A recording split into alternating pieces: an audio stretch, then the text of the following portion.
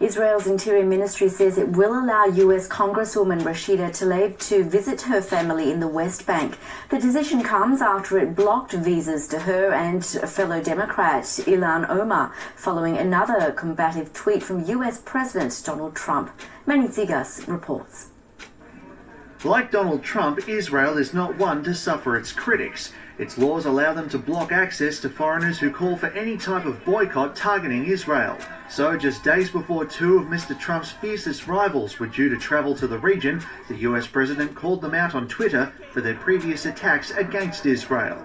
It would show great weakness if Israel allowed Omar and Tlaib to visit. They hate Israel and all Jewish people, and there's nothing that can be said or done to change their minds. They are a disgrace.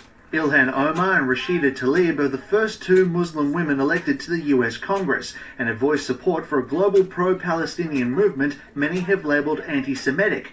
Shortly after Mr. Trump's tweet, Israel announced it would bar both women from their previously approved visit to the occupied West Bank and East Jerusalem.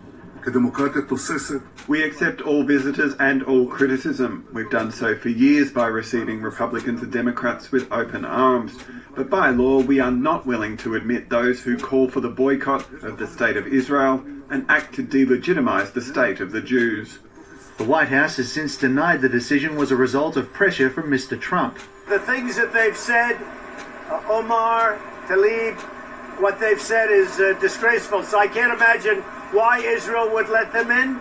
But if they want to let them in, they can. Ms. Omar called the decision an insult to democratic values, while Ms. Tlaib vowed to continue speaking out. This is a country that has just made a huge error, I believe, and they're going to probably have to pay the cost of it. A number of my colleagues are very much taken aback by this, very angry by this decision. Ms. Tlaib was planning to stay an extra few days to visit her grandmother, who lives in a Palestinian village. Tonight she has been granted a slight reprieve after she successfully petitioned Israel to be allowed to travel to the West Bank on humanitarian grounds.